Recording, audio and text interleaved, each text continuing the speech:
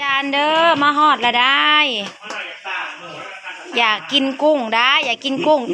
ร้านว่าอยากกินกุ้งอยากกินยำซีมือลุงมีนั่นมาก็ได้กินอีลีพี่น้องเลยสบายดีเด้ออยู่บ้านลุงบอยลุงมีมื้อนี้มาผูกแขนลุงมีลุงบอยพี่น้องเลย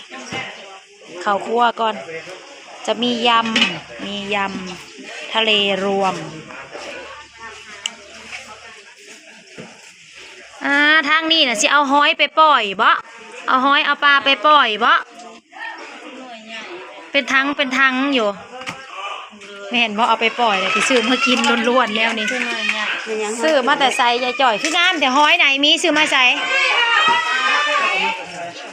คากะลีปากสองบ่แนวนี้ปลาถือเอาได้ไหมลูกเขาน้ำ3ปลาไปกินเอาไปเลยเขากระจกเบิงไปลูกก็ไปฮิแต่ผู้หิวนี่ไปเบิงลูกคนแตกสวดกูวันละมาคนหนึ่งผู้เดียว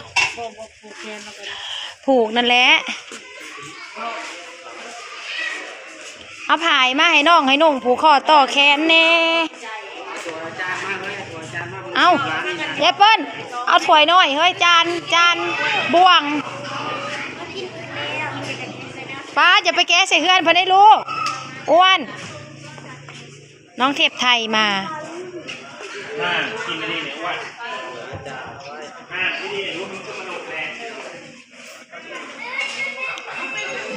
เขามานำลังเขาก็เลยอยู่เฮือนหลุมเอามีหอดขนมมกปาดไม่ธรรมดานะคะให้โลกให้ที่เลปังๆเองให้ถือบ่ให้ถือชื่อเลขก็ให้ถือแค่ให้โลกก็ให้ได้นอกก็ยังเป็นหนีอยู่มั้งปังๆจะบอกเลยโอ้ยเขาผัดแกงแรงเด้อปีใหม่แล้วบาทคืน1 3หาเงินนาคำทางไหนหยิบยัดทำเป็นเงินเป็นทำเบิดดีนี่แง่ดีก็ควรจะถูกปะกูแทนก่อนได้แล้วนี่ได้แล้วหาขึ้นก่อน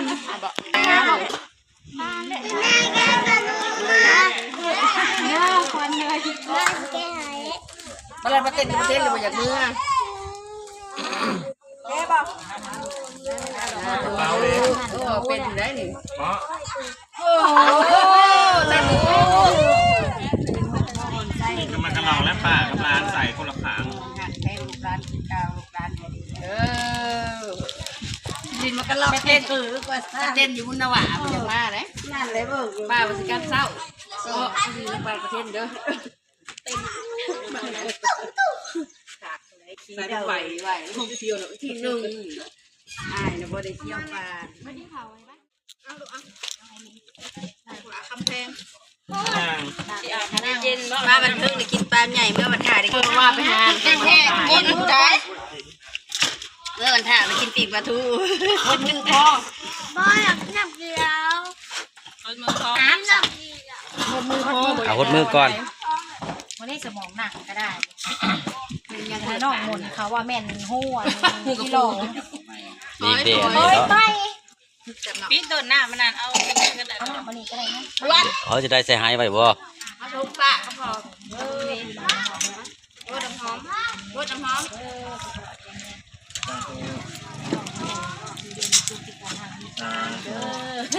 ขอบคุณของบารมีนะคะ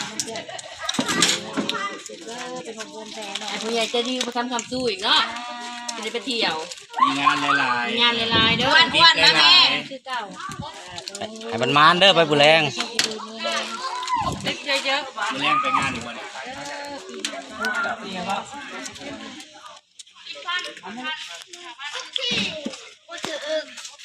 ทำเมื่อบ้านป่ะนะได้ยุคไม่ได้ยุคเอาลงหุ่นแรงมาบ้านนี่แล้วมานี่แล้วจ้าสติสิเพิ่นอย่างน้องมาคอยเบี้ยนั่งอันนี้ออกให้ในนี้อุ้ยเนี่ยยับเราไปนั่งลงกันเลยยืนเนี่ยก่อนนี่นะไอ้ทิศเฮ้ย มันคนนี่นี่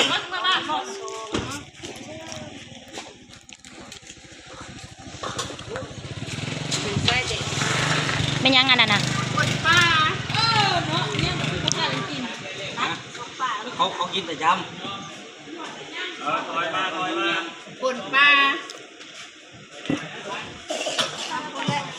ไปไปฮด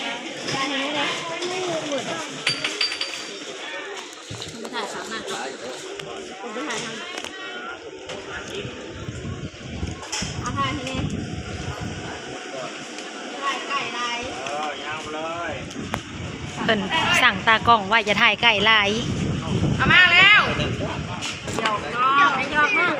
ก็หัวน้องใครหยอกอ้วนมาเลยนี่เป็นไข่ ไข่เห็นเป็นไข่และไอเทพก็เป็นไข่ไปหลินสงกราร ปลาแสดงมาให้ป้า โทษเป็นตาแซ่บดีๆเฮาจำนำเลยเด้อ จ้า ป่นปลายัง คนปลาดุกหน้า ไปปังรถ กินซีนกินปลาด้วยลูกปุ่นเนาะ ำหมดแล้ว กระป่นปลาไปนะแม่ไปฮดนะแม่ฮดอ้ายนะแม่เทพไทยไปกับพ่อลูกไปฮดลุงก่อนได้ไหมเทพ ไปลูกไปเด็ก เทพไทยไปผู้พ่อพาฮดได้ไหม ไป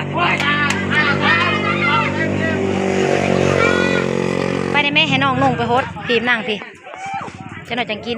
สิแล้วแหละ ตูพักเหมือน นั่งลงเด้อลูกเด้อเทพฮดนั่งลงเด้อ ถ้ากันจะช่วยรถเขาเนี่ยเขาจะฮดชงแล้วเราคนเต็มเลยแต่ชงยาก ฮาละว่าน้องนุ่งชมมาได้ว่า เลยวิวขายปังๆแล้วมีคนทำผู้ที่ใหญ่ใจดี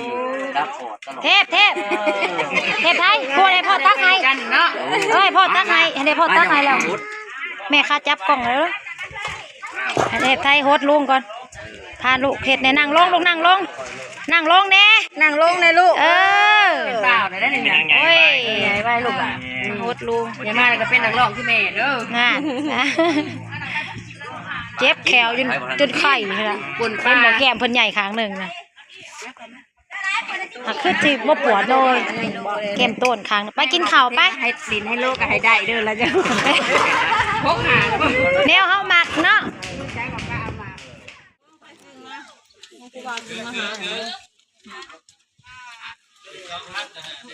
ตอนนี้อยู่ที่ไหนตอนนี้อยู่ใคร เบียร์ ผู้บ่าวก็โทษสิตลอด คนนี้ถูกเปล่านี่ ไอ้อยู่นั่นน่ะบักล่างบ่ หลักไปใส่ ล่างไปซื้อน้ำแข็งแน่ครับบักโน่นะ โลกนอนอยู่เพื่อนเขาเปิดจับ GPS บ่เจ้าต้องมาชอบพ่อชอบไปวันนอนอยู่ด้วยมันไปใช่เจนไหวเนี่ยเจนไหวตัวหมูที่ยังทรงผมตัวของพระเจ้าโลบัดมือตัวเสร็จมือสามนี่ได้เลย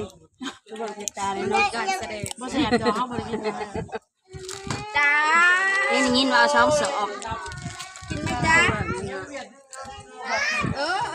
เป็นวัดอีหลักก็เป็นวัดคือไอ้ลูกเป็นยังสั่งก็เป็นวัดเนาะสั่งยังก่อนมาได้ก่อนเธอเป็นไก่วัดโดยดีหน่อยมันก็เบิร์ตตอนนี้บางทีน้อยนะมีนั่นนางกิ้วได้นะดินไล่นะดินไล่ก็ลืมได้เราดินเท้าตากที่แดดเลยก็บอกมาจะก็บอกมา3 หรือ 4 บอก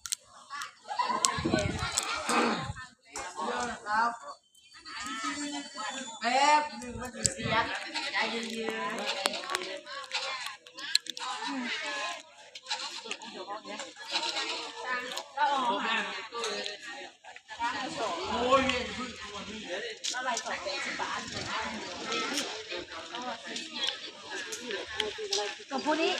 ผมแม่ถ้าเราไล่ให้สอบไปที่บ่ายกับผู้นี้ก็ได้4 สอบก่อนเนาะ สอบ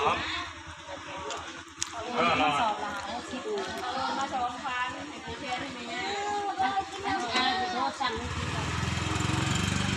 เรียนยังไงด้วย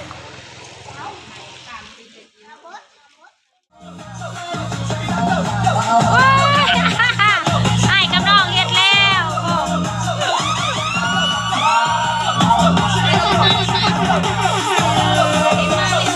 เลมอนเอง แม่น้ำแป้งสักหน้านะแม่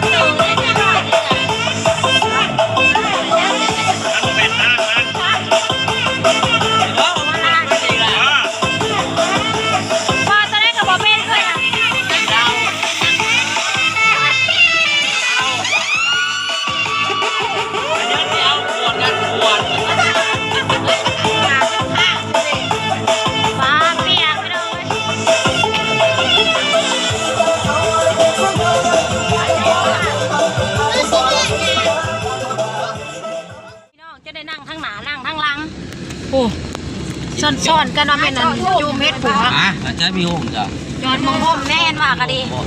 สบายดีป้าลุงเฮ้ยกำลังได้ที่ สิเมื่อแล้วได้ที่บัดสิเมื่อละบาทนี่พี่น้องเอ้ย บ้านแต่มัน ครับงวดซ่องๆอยู่ ม้วนแล้วพัดขึ้นรถแล้วเพราะว่างานยุกเลิก ขึ้นรถแล้วเพราะว่างานยกเลิกอีกว่าสิไปงาน จิโบ้ ไปใครก็แล้วพี่ตูนยังว่ารถแล้วมันลากรถมาจะเป็นยังชู งานยกเลิกเอาเบียร์มาใหม่ เบียร์มาอีกคนนะ